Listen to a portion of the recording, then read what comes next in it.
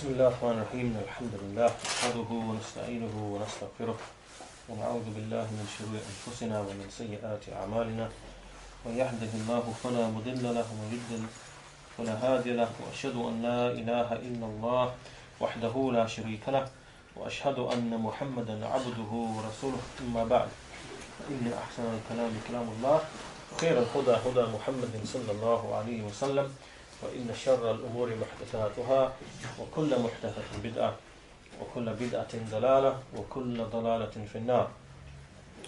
I will start hadith number 26, which is the hadith of Abu Hurairah radiyallahu anhu, and he narrates, as is reported by both Bukhari and Muslim. So he narrates and he said, قال رسول الله صلى الله عليه وسلم, the Messenger of Allah صلى الله عليه وسلم said, كل سلامة من الناس عليه صدقة كل يوم تطلع فيه الشمس. That for every joint in a person's body, for every joint there is a charity due on every single day in which the sun rises. So for every joint in the body of a human, then charity is due upon that for every day upon which the sun rises. Then he explained, تعدل بين اثنين صدقة, that you deal with justice between two people, that you judge with justice between two people, that is a charity. وتعين الرجل في دابته فتحمل له عليها أو ترفع له عليها متاعه صدقة. Likewise, that you support and aid a man upon his riding beast, meaning in getting upon his riding beast, such that you carry him upon it, or that you raise to him something of his belonging. That is a charity. وَالْكَلِمَةُ الطَّيِّبَةُ صَدَقَةٌ, and the good word, saying a good word, is charity. وَبِكُلِّ خُطْوَةٍ تَمْشِيهَا إِلَى الصَّلَاحِ صَدَقَةٌ, and every step that you take to the prayer is a charity. وَتُمِيتُ الْأَذَى عَنِ الطَّرِيقِ صَدَقَةٌ, and likewise that you remove something harmful from the floor or from the path is charity. So we're going to start inshallah with the explanation of Shaykh Muhammad bin Salih al-Uthaymeen rahimahullah. So he begins first of all by saying that this word used in the hadith, sulama, this means the mafasil, which means that the joints, the connecting joints between the bones. And also it's been said that it actually is the bones themselves. So the Shaykh says, irrespective of whether we say that it's the joints of the bones or the bones themselves, then the meaning is the same. The meaning isn't different, it's actually the same. This is because every bone is separated by another one, and so therefore what is between them is what is called the joint, and the bones simply differ with each other in terms of like how strong they are, and so the Shaykh gives some examples like the fingers are not the same as the palm, and every bone and every joint has its own specific unique property, is distinguished in its own particular way. And this is from the qudra, the might and the power of Allah, the mighty and majestic, in that He's made things in this manner. And so for this reason, upon every single joint or bone, whichever way we look at it, a charity is due. And then the Shaykh explains that in another hadith in Sahih Muslim, we find that the number of bones or the number of joints in the body is 360.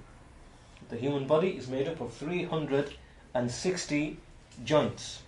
And this occurs in a hadith which is narrated by Aisha radiyallahu anha. And this hadith is reported in Muslim in the book of Zakah. And the Messenger sallallahu alaihi wasallam said in this hadith, إنه خلق كل إنسان من بني آدم على 60 و300 مفصل. That indeed every human has been created from the Bani Adam has been created upon 360 joints. So the Shaykh says that we find that recent medicine or recent research and study is something that agrees with what has been stated in this hadith, and subhanallah, and this indicates that the messengership of the Prophet sallallahu alaihi wasallam is the truth, because this knowledge has been given to him from Allah subhanahu wa ta'ala. And then he says, then the messenger continued, he said, Kullu sulama minan nasi alayhi sadaqatun, that every one of these joints, that there is a charity due upon it. And he continued, Kullu yawmin tatlu'u fihi shams, in every single day in which the sun rises, which clearly means that every day in which a person awakes, then on that day, then upon his limbs, from all of his, like the bones, a charity is due. And the Shaykh says, in a day that's 360, and in a week it ends up being 2,520. That's 2,520 acts of charity which are due in a week. However, the Shaykh says, from the bounty and favour of Allah is that this charity is actually general, and every act of good deed is considered to be a charity. And it's not so although it sounds to be difficult, 2,520, he says it's not difficult upon a person, as long as every act of goodness and every act of nearness to Allah subhanahu wa ta'ala, it counts as a charity, and as long as a person is doing that which is obligatory upon him, then this is being fulfilled. It's actually being fulfilled. So the Shaykh then says, and he moves on to the specific examples that the Messenger sallallahu alaihi wasallam gave. He said, "Ta'dilu bayna ithnayn sadaqa," that you, for example, judge between two people. Either you rectify between them, so they have a dispute or a problem, so you rectify between them both, or you make a judgment between them. You make a judgment between them.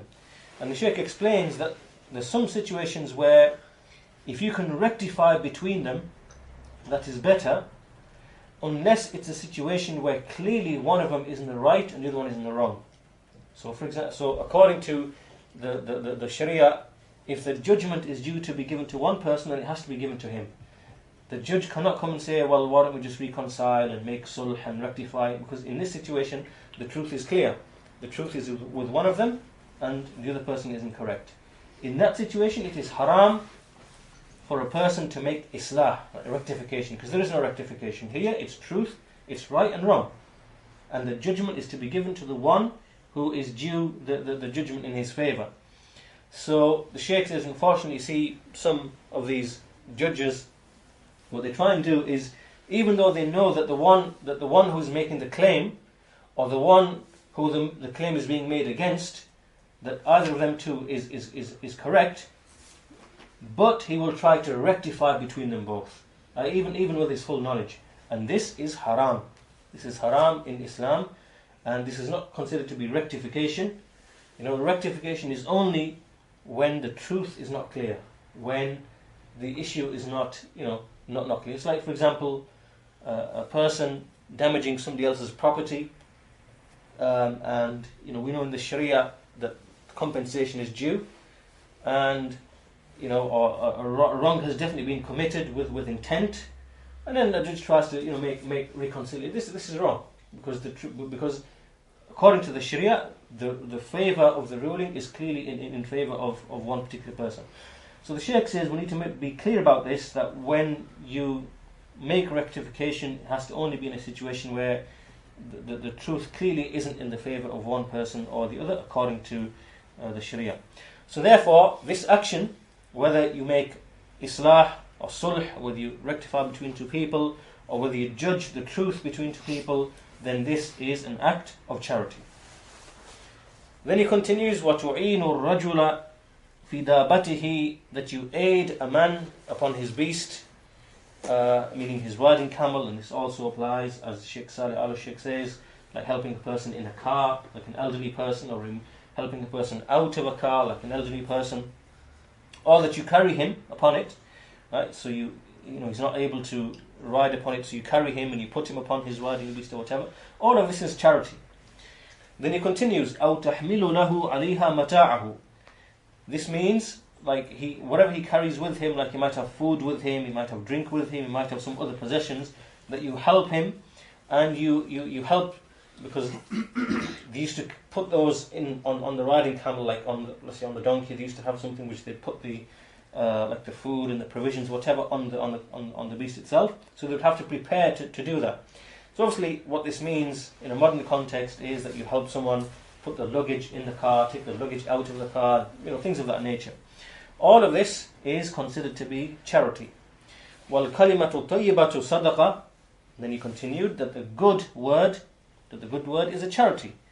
So this would include things like making tasbih, saying subhanallah, and takbir, alhamdulillah, and tahleel, la ilaha illallah, and anything that which is good speech, whether enjoining good or whatever. All of this, anything to do with the people, like having good manners with the people, when you address the people, speak with them with good manners.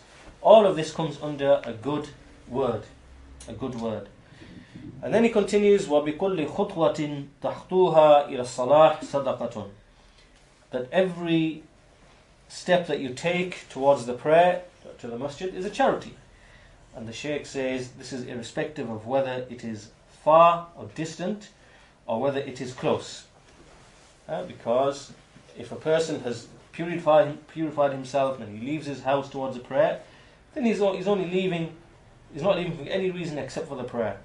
So every single step, Allah will raise him 1 degree and will remove from his sins 1 sin. Right? So every step he walks to the salah, his rank is raised 1 degree. And at the same time, his mistakes or his sins are blotted out for every step. So therefore, this person, by walking to the salah, what happens is his ranks are raised and his sins are removed. Then the Shaykh mentions a point here. He says that there are some scholars, may Allah have mercy upon them, is that what they say is that when a person goes to the prayer and walks to the prayer, that he should make his steps shorter. Right? Why? Because obviously the more steps he takes, then the more his rank is raised and the more sins are removed. The Shaykh says, this is the view of some of the scholars. He says, however, this is not really, this is to say this and to claim this is something that's out of its place. There's no evidence for saying or for doing this, because the Prophet simply said that when he informed the people that every step you take to the prayer is a charity, he didn't say, after saying this, then let a person shorten his steps, because if this was something that the Sharia desired and requested, then the Messenger would have definitely mentioned it.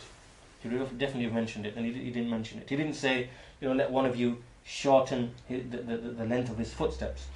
And this also shows that what a person thinks to be good in his mind, isn't what is good. What is good is what is in the Sharia, and we limit ourselves to the Sharia. So this qiyas, this analogy and whatever, is not permissible when we have affairs like this in the Sharia.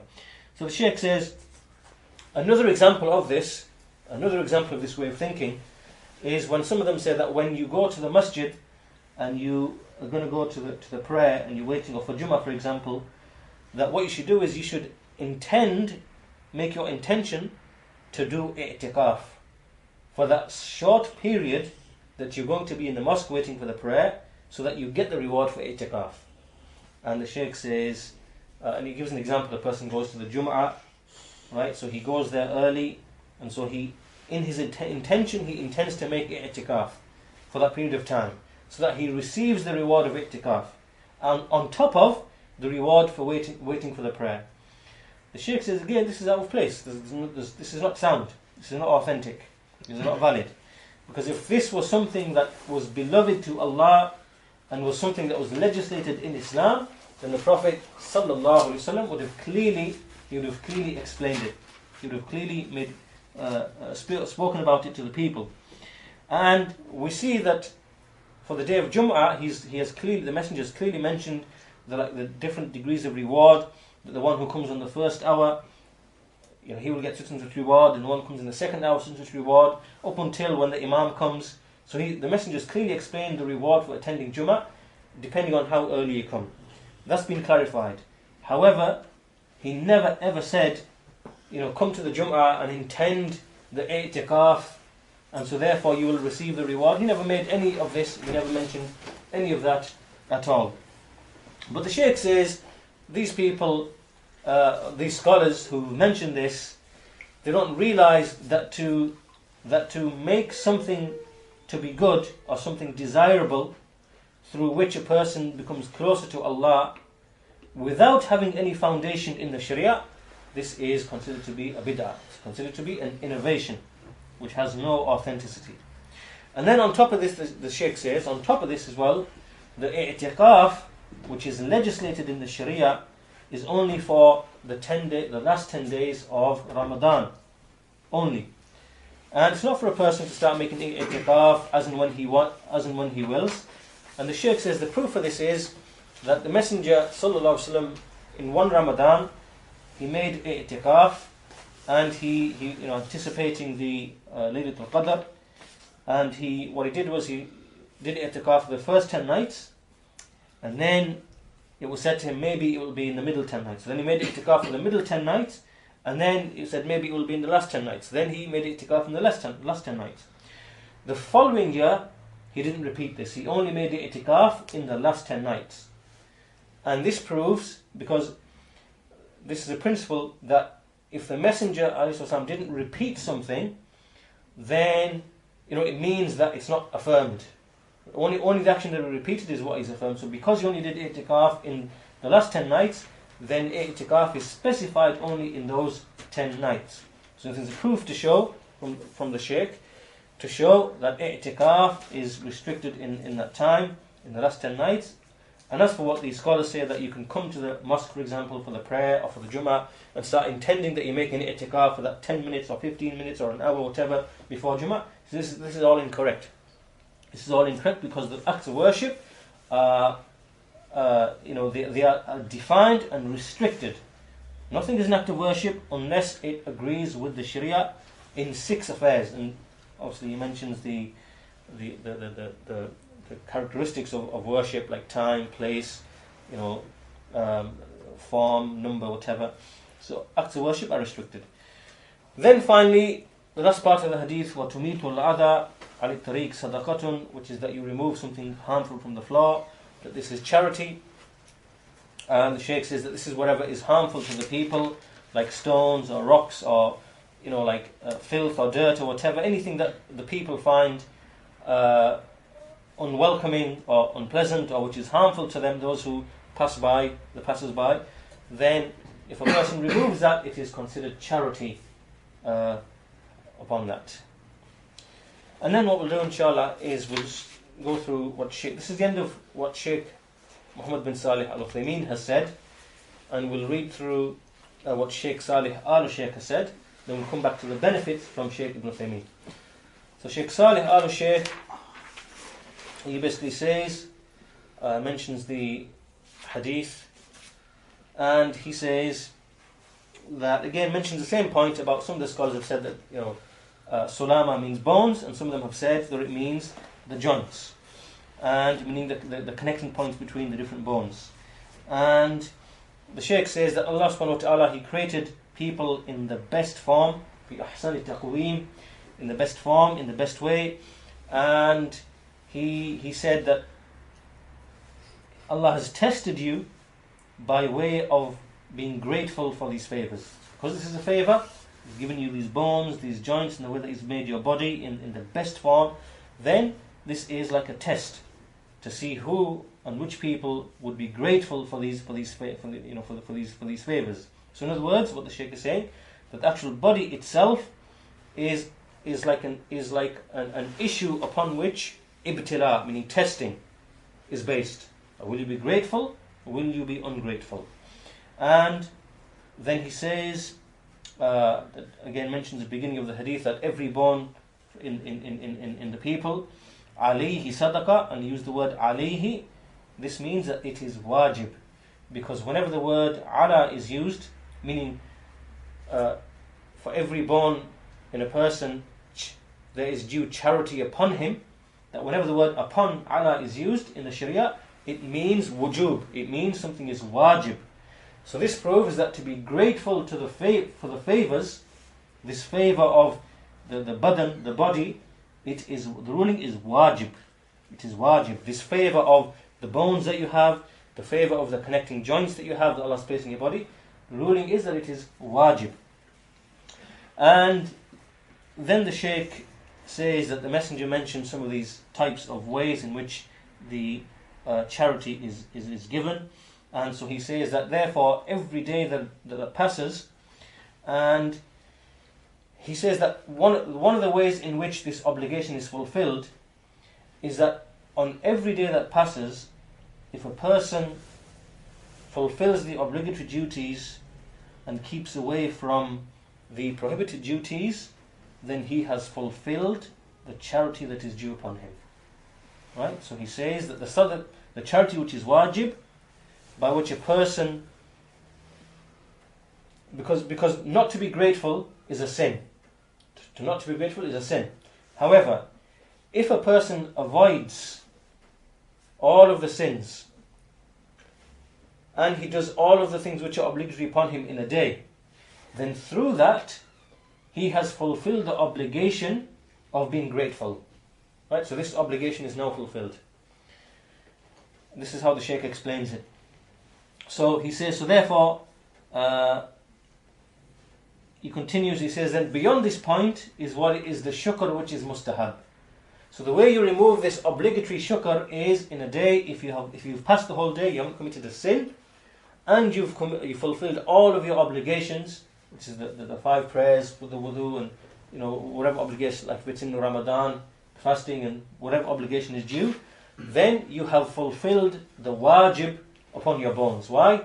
Because the wajib is to be grateful. And being grateful means to do what Allah commanded and to keep away from that which He prohibited. And he says, from this point onwards, whatever you do after that point is the shukr, is the gratefulness which is mustahab, which is recommended. And he then goes on to mention the point about how the Messenger said every day upon which the sun rises. This is just another way of saying every day. That every day it is wajib. That period of 24 hours, it is wajib in that time for you to fulfill this obligatory charity. Then he goes on to mention each of the specific acts of charity. He doesn't really say a great deal upon that. That you do justice between two people, ta'dil, meaning that you judge between them with justice, you rectify between them. He mentions a verse, أو إصلاح بين الناس, that you rectify between the people. Then he mentions about aiding a person upon his riding beast and helping him to mount it and to raise up to him his belongings or whatever, his goods. Because all of this is charity, and this is similar when you help him in the car, to remove out of the car or come into the car, especially those people who are old, and so on and so forth. All of these are from the types of charity. Then he mentions the good word, then every step that you take to the salah. All of this is very, very clear, removing something harmful from the floor.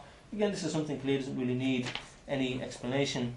And he then says, finally, that there's another hadith in which the Messenger ﷺ said, like another version of this hadith where he said, that two rak'ahs of prayer that a man prays in the time of duha is something that fulfills all of that. In other words, that if a person prays 2 rak'ahs of the duha prayer, that then removes the obligation of being grateful and of giving the charity for each and every single bone in his body. Right? So this fulfills that obligation. And he ends with that point. As I said, his commentary is very, very brief. It's just 2 pages. So inshallah, we'll come back now to Ibn Uthaymeen rahimahullah and some of the benefits that he picks up from the hadith. So he says, from this hadith we find the following benefits. Number 1, first benefit is the obligation of charity upon every single person. Every single person. In every single day upon which the sun rises, for every single bone in his body. every single bone in his body. And it's wajib because the messenger used the word alayhi sadaqah, upon him is sadaqah. And the word alayhi, the word ala, is used to denote an obligation. So, in other words, the Shaykh says every person who wakes up, he's got sound health, he's got a sound body, he's got a sound health, he wakes up and he's fine, whatever. You know, he's in his bones, in his palms, in his hands, in his limbs, in his shin, he's in every bone, in every part of his body, he's fine. He has to give a shukr, he has to be grateful for this ni'mah of Allah subhanahu wa ta'ala. Then the Shaykh says, what if somebody says, how do you count all these good deeds? How can you count a charity for each and every single bone? Won't this be difficult? The Shaykh says the answer to this is that we find in the Sunnah from the Prophet ﷺ that the way that a person can fulfill all of that is by doing 2 rak'ahs in the time of ad-duha. He mentions from Abu Dawood, Kitab al-Tatawwu', in the chapter on the Salat of Duha. The Salat of Duha is a prayer that is performed. It can be 2 rak'ahs or it can be more than 2 rak'ahs, but it's performed after the sun has risen. And the sun has risen, the Shaykh says, it's like 20 minutes after the sun has risen, when it reaches like the height in the horizon, the height of like a spear. And from that time onwards, right up until prior to the time of Dhuhr, before the entrance of the time of Dhuhr. That a person that if he prays Salatul Duha, which is 2 rak'ahs, or it can be more than 2 rak'ahs, if he does that, then this fulfills that obligation of giving shukr for every single bone in his body. That will remove it. And so as he said, it's like 15-20 minutes after the sun has risen, 20-30 minutes after the sun has risen, to 20 minutes before the time of Dhuhr entering. Point number 2, benefit number 2 from this hadith, is that it is the sun that rotates around the earth. It's the sun that moves around the earth, and it's not the earth that moves around the sun. Now, this is from our belief, right? That the sun orbits the earth, not the earth orbiting the sun. And the proof for that is because the messenger said, "Tatlu'u fihi shams." He said, every day in which the sun rises. So he attributed the action to the sun. It's the sun that rises. And he says that this is very clear in this hadith, it's very clear that the movement has been ascribed to the sun, that the sun moves. He says there are also other proofs in the Quran for this. From them is the saying of Allah subhanahu wa ta'ala, وَتَرَى الشَّمْسَ إِذَا طَلَعَتْ تَزَاوَرُ عَنْ كَهْفِهِمْ ذَاتَ الْيَمِينِ وَإِذَا غَرَبَتْ تَقْرِضُهُمْ ذَاتَ الشِّمَالِ. Talking here about the people of the cave in Surah Kahf, when they entered into the cave.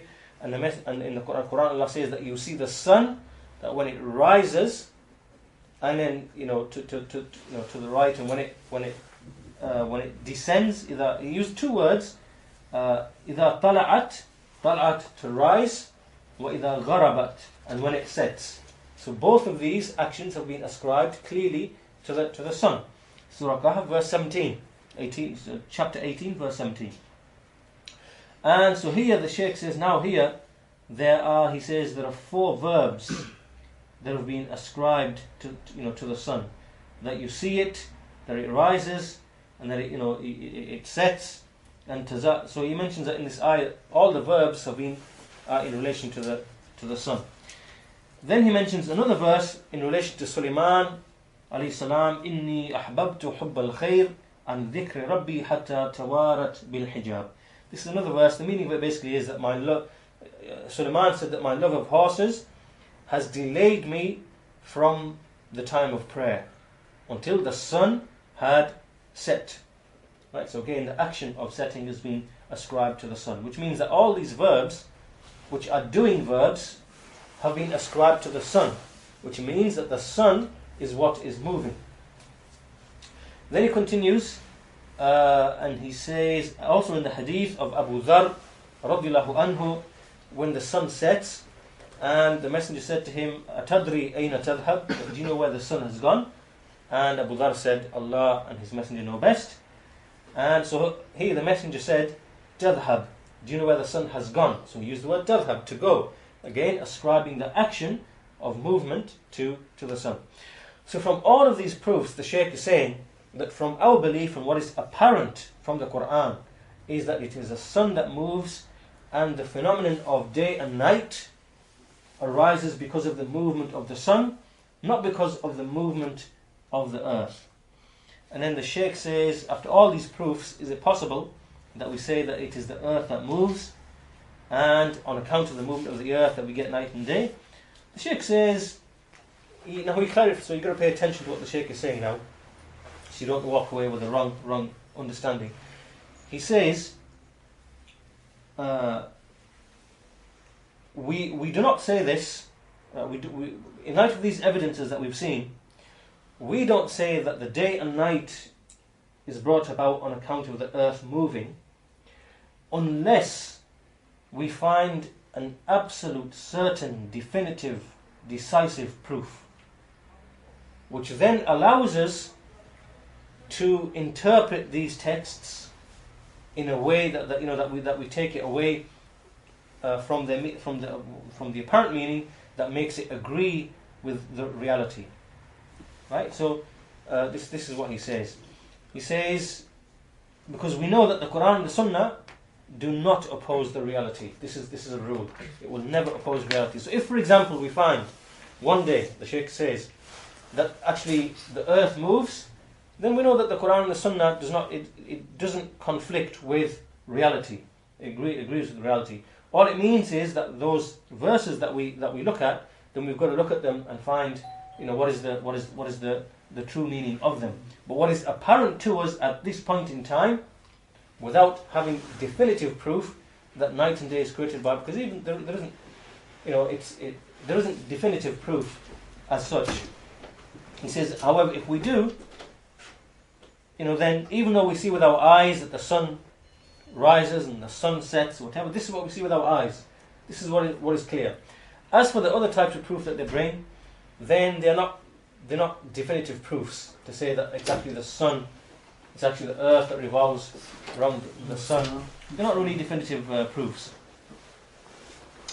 And then he says, what if someone says, how can it be conceived that something which is so huge, which is the sun, revolves around something which is so small? And the Shaykh says, well, we see the answer to that is that the one who made the large thing go around the small thing is Allah the Mighty and Majestic, and Allah is powerful over everything. There's nothing to prohibit him or prevent him from doing that. However, he says, again, he comes back to this issue now about, that the proof that they have, that this proof is the evidence on this issue, is it qat'iyyah? Meaning, is it absolutely definitive? Is it meaning the proofs in the Quran and the Sunnah, are they definitive that the sun goes around the earth? And he says that this evidence is not qat'iyyah, rather it is dhanniyah. What is the difference? Qat'iyyah means that it is absolutely definitive and decisive without any question or shadow of doubt. But dhanniyah is that where it's a kind of like a supposition where it's presumed, and that this is what is apparent to us from the text, and so we presume that is what is the truth. But there's a room there for that not necessarily to be the case. And this is what the nature of this evidence is, as the Shaykh says. He said, so therefore, but when we see in the book and the Sunnah evidence, even if it's dhanni, even if it's something that we presume and assume from the text that in the book and the Sunnah, it is wajib upon us to act upon that dhanni evidence, that assumed presumptive evidence, up until a qat'i evidence comes to us, which is like a definitive, clear, decisive, indisputable evidence. Then, in that case, we know that the Quran and the Sunnah does not conflict with the reality. Right? But up until that point, then we speak with what is apparent to us from the book and the Sunnah. And as for what is claimed about from the kuffar and whatever, from the science, whatever, that it's the earth that goes, there isn't any definitive evidence for that. And he continues and he says that it is not permissible for us to say that the evidence of the verse and the hadith for the sun moving around the earth is qat'iyya. It's not permissible for us to say that. Right? So what he's saying is that these verses that we just read in the Quran and the Sunnah, we cannot say that this is an absolute, definitive, decisive, indisputable evidence. And we don't say that. Because he says there might come a day when we will be certain in our knowledge that the day and night occurs through the orbit of the earth. Right? There might come a day when this is established. And then in that case, the view that we're holding, where we're saying, well, the text of the book and Sunnah are qat'i, then this is impossible. This is not correct, because two evidences which are both definitive, they can't contradict each other. That can't be the case. Either one is correct or the other one is incorrect. So when the Shaykh says, it continues, when it is established with a definitive, decisive evidence that the earth is what revolves or moves, then in that case, we can go back to the book and the Sunnah. And there are verses in the book and the Sunnah where we find that the movement of the earth, which establish the movement of the earth. So he brings an ayah in the Quran. He says, an ayah in the Quran, وَأَلْقَى فِي الْأَرْضِ رَوَاسِيَ أَن تَمِيدَ بِكُمْ. Surah Nahl, Surah 16, verse 15. In this ayah, Allah says, and Allah has fixed or pegged into the earth mountains, lest the earth move with you or tremble with you. So he says that here, because Allah has negated movement from the earth on account of the mountains, this shows that the asal, that basically that there does exist movement for the earth. However, it's prevented by the mountains, pegging down the earth. So he says, so therefore, even if it is established that the earth moves and revolves and rotates or whatever, then we've got proof of that in the Quran. And then he goes on to, so that's the gist of what he says, basically, that this is where we stand on this issue. And obviously this issue has come up many, many times in the past, and people have had problems in trying to understand, how can we... But what the Shaykh has said here, what he's explained, is a very clear answer, in that when we see something in the Quran and the Sunnah, and we see an apparent meaning coming from those verses, then even though those evidences are not absolutely definitive, then we still have to take it and believe it. Up until definitive knowledge comes to us that allows us to take away, to understand that is not what is actually meant in the book and the Sunnah. But at this point in time, even with the science and the knowledge, there isn't definitive evidence, because there are other views as well. There are other views which help to explain, like the fact that the sun, the view that the sun moves around the earth. There is another alternative viewpoint in that regard, which helps to explain how day and night occurs and how the seasons occur as well. So there are views and theories like that amongst the non-Muslims themselves. Even though they're minority views, they actually nevertheless exist. So this is what we say about this issue, and it's important to note that Ibn Uthaymeen has said that these evidences are dhanni but not qat'i, that they are presumptive but not definitive. Third benefit is that he says the virtue and the benefit of rectifying between two people, or doing justice between two people. And he says this is like, for example, what Allah says in the Quran between a husband and wife, that if a woman, وَإِنِ امْرَأَةٌ خَافَتْ مِنْ بَعْلِهَا نُشُوزًا أَوْ إِعْرَاضًا, that if a wife fears from her husband some bad behavior or desertion, فَلَا جُنَاهَ عَلَيْهِمَا أَنْ يُصْلِحَا بَيْنَهُمَا صُلْحًا, that there's no harm upon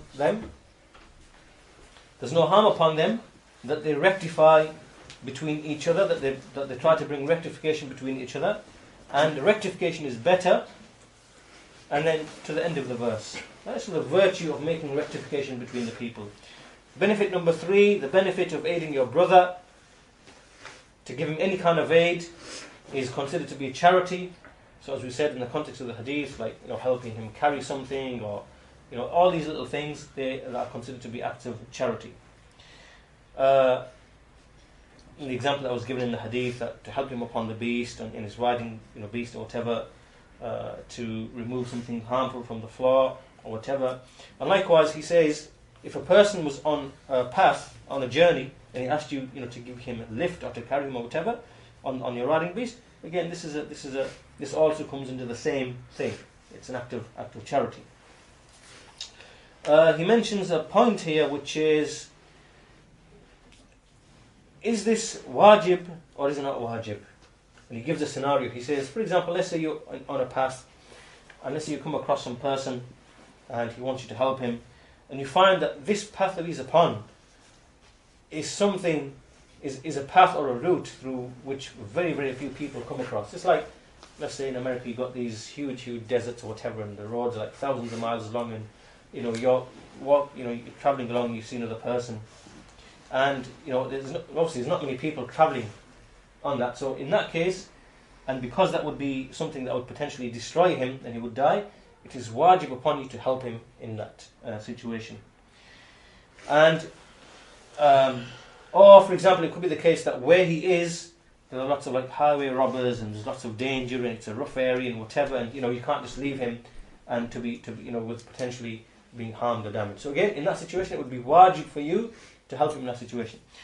As for some other situations where you kind of feel that this person might actually, you fear from him that maybe he's going to deceive you, or he's going to be treacherous, he's going to trick you or something and take you somewhere else or whatever, and then maybe rob you or whatever, then in that situation it's not wajib, where you perceive that fear and you have that fear, and you don't feel safe, that it doesn't really seem, you don't really feel safe or secure that this is what the situation is, then in that situation it's not wajib upon you. And this is because the Prophet said, La darar wa la dirar. There is no causing harm, nor is there reciprocating harm. Upon that principle, then it's not wajib upon you in that hadith. And then the Shaykh continues, and we go on to point number 5. Again, the recommendation for whatever is the good word, to say the good word, al-kalimatul tayyiba, and the best word is obviously the Book of Allah, the Quran, and every word in the Quran, every recitation in the Quran is a charity, is an act of charity, and a word can also be good in the way that it's said. When we say the good word, al-kalimatul tayyiba, then it can be good from different angles. It can be good because the word itself is good, like the Quran. The Quran is inherently good. Or it can be in the way the word is said, the usloob, that is good in that sense. Or in the subject matter of the word is good. Or in the way that it's delivered is good. Right? So the goodly word can mean lots of different things. So, so when you speak to someone with good speech, like for example, Assalamu alaikum, that's a good word. Or you say Hayyakumullah when someone comes to your house and you say Hayyakumullah, which means welcome. That's a goodly word. Or it can mean Sabbahakumullahu bil khair, that may Allah make you arise and awake in the morning with goodness. All of these different words, when you speak with them to the people, all of this is charity. It is good, and so this is considered to be good, an act of charity. Next benefit is that to remove something harmful from the floor, and he says we can also make an analogy the other way around, which is that to place something harmful on the floor is a crime and a sin. So just like removing something harmful from the floor, like let's say you have some bottle or glass or whatever else it is, or some debris or something, you remove it, that's charity. But if you put something harmful on the floor, like maybe some litter, maybe some whatever else it might be, then this is a sin. This is a sin and a crime. And then the Shaykh continues. He says that, and he gives another meaning to the hadith as well. He says, look, when removing something harmful from the floor is something that's hissi, meaning something that's physical and practical, when that is considered to be, if that's considered to be a charity, then removing something harmful from the floor from the sense of like meaning, a ma'nawi in the meaning sense, like for example, to explain what are the innovations, to explain what are the evil things, this is also considered removing something harmful from the path, right? Because you've got like a physical thing, which is like debris or something harmful like glass or whatever on the floor, you remove it from the path. This path is just a path that people walk upon, physically, practically. But there's also another path, which is the path of Islam. And on the path of Islam, there are things that harm the people. Debris, filth, whatever. And what are these? These are the innovations, these are the deviations. So the Shaykh says that just like we have that meaning, the physical meaning, we also have this conceptual meaning. That you remove from this path, the meaning that you explain what are the innovations, the bid'ah. You explain what are the evil deeds, like the evil mannerisms that the people have. Like, for example, he says drinking alcohol, like the homosexuality and smoking and all these other kind of evils, right? That people fall into. To explain them and to clarify them, and the innovations and sins, that too is considered to be removing something harmful from the floor, and it's considered to be a charity as well. It's also considered to be a charity. And also from removing something harmful from the path, the Shaykh says, from the second meaning is to kill the one who calls to corruption. Any person who calls to corruption is to kill him. This is removing something harmful from the floor, like in a conceptual sense. He says, however, it's not for us to obviously kill people. It's for the leader, the Wali al-Amr, is for him to do that. This is like, for example, when you have highway robbers and people who commit organised crime and who deal like things in drugs and who terrorise the people, scare the people.